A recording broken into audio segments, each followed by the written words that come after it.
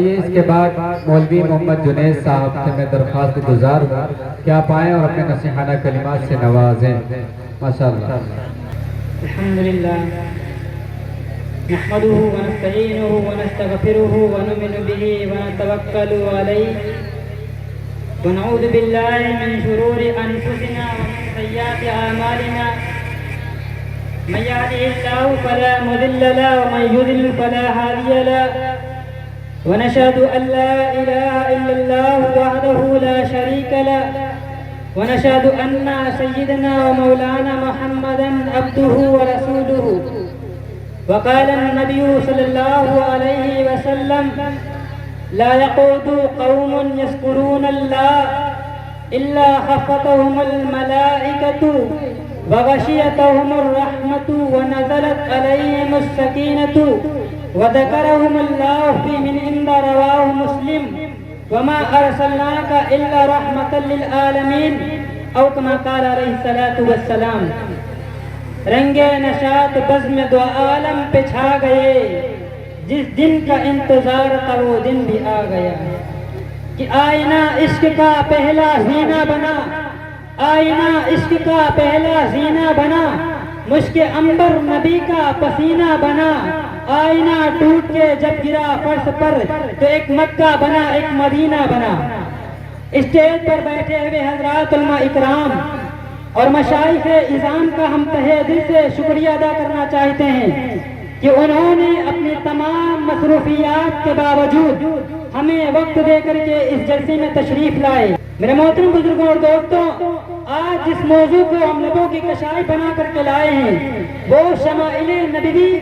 یعنی صلی اللہ علیہ وسلم ہے کہ جب اسلام چہاردان کے عالم میں رونق افروز ہوا اور اس کی تابناک شعائیں دنیا کی تاریکی فضاؤں کو منور کرنے لگی تو ایک طرف کفر کی ظلمتوں نے اس کے سدباب کی کافی سعی کی اور دوسری طرف دشمنان اسلام نے شان نبی کو حذف تنقید بناتے رہے اور کہتے رہے کہ محمد کسے کہتے ہیں، محمد کی تعریف کیا ہے. تو سنو، یہاں سوال حقیرانہ ہے تو جواب بھی محبوبانہ ہی ملے گا. پھر بھی اگر تم سے کوئی پوچھے کہ محمد کسے کہتے ہیں، محمد کی تعریف کیا ہے، تو ڈنڈے کی چوٹ پر اعلان کر دینا اور سینہ سپر ہو کر کے کہہ دینا کہ محمد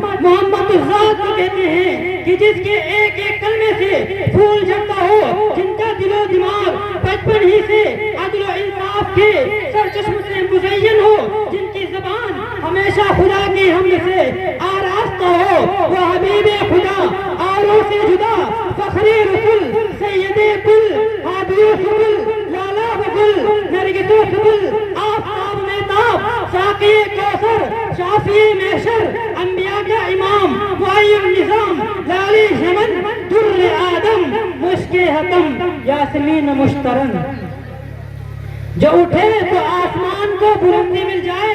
جو بیٹھے تو دھرتی کو سکون مل جائے، جس کو پسینہ آئے تو گلشن مہکنے لگے، جو بولے تو ابابیل چہکنے لگے، جس کے لباس کی ادائیں قرآن کی آیات بن جائیں، جو کبھی چادر اوڑھ کر کے آئے تو قرآن پکار اٹھے یا ایھا المزمل، جو کبھی کمبل اوڑھ کر کے آئے تو قرآن پکار اٹھے یا ایھا المدثر، جس کے زلف حرکت میں آئے تو قرآن واللیل کہہ دے، جس کا چہرہ دکھے تو قرآن والضحیٰ کہہ دے، جس کی زبان ہلے تو قرآن لا تحرک بھی لسان کہہ دے، جن کی آنکھوں کا تذکرہ ما زاغ البصر وما طغى سے ہو جائے، جس کی صفت کا تذکرہ انا ارسلناک شاہداً سے ہو جائے، تو کبھی مبشراً سے تو کبھی نذیراً سے ہو جائے.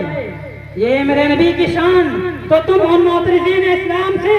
اپنا سینہ ٹھوک کر کہہ دینا کہ اے نامقولو، رب کائنات کی قسم کہ اس خوبصورت شان والے کو آج دنیا محمد عربی کے نام سے یاد کرتی ہے کہ سب سے پہلے مشیت کے انوار سے نقش روئی محمد بنایا گیا، پھر اسی نقش سے مان کر روشنی بزم کون و مکا کو سجایا گیا. وہ محمد بھی آمد محمود بھی حسن مطلق کا شاہد بھی مشہود بھی علم و حکمت کا غیر محدود بھی ظاہراً امیوں میں اٹھایا گیا. اس کی شفقت ہے بے حد بے انتہا اس کی نعمت تخیل سے بھی ماورا، کہ جو بھی عالم جہاں میں بنایا گیا اس کی نعمت سے اس کو سجایا گیا۔ حشر کا غم مجھے کس لیے ہو اے قاسم، میرا آقا ہے وہ، میرا مولا ہے وہ، جس کے دامن میں جنت بتائی گئی، جس کے ہاتھوں میں کوثر لٹایا گیا۔ حضرات توجہ رکھے گا،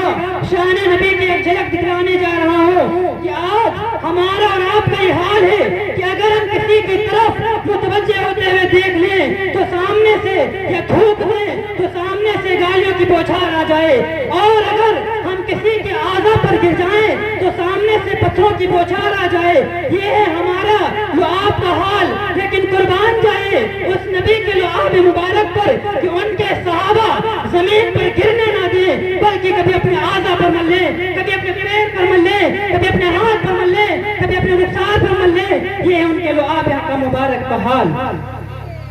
ارے اگر ان کا لعاب مبارک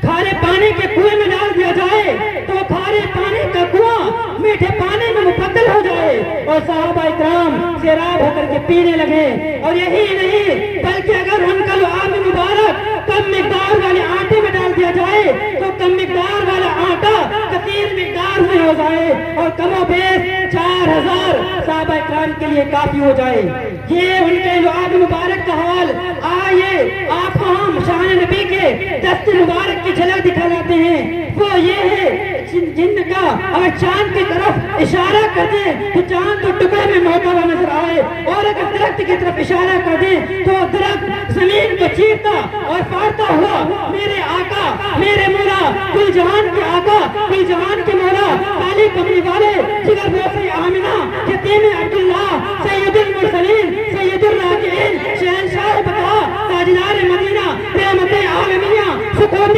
آدمیہ، قدم دورے زمان، جناب محمد صلی اللہ علیہ وسلم کے قدموں میں آ گرے۔ یہ ہے میرے نبی کی شان۔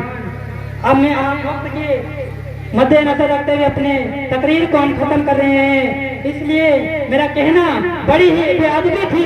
لیکن ہم نے اپنے بزرگوں سے سیکھا ہے کہ جب کسی بات کا حکم کر دیا جائے تو الامر فوق الادب، ادب کا تقاضا بھی یہی ہے کہ حکم کی تعمیل کی جائے۔ اللہ تعالیٰ ہم سب کو کہنے اور سننے سے زیادہ عمل کرنے کی توفیق عطا فرمائے۔ وما علینا الا البلاغ۔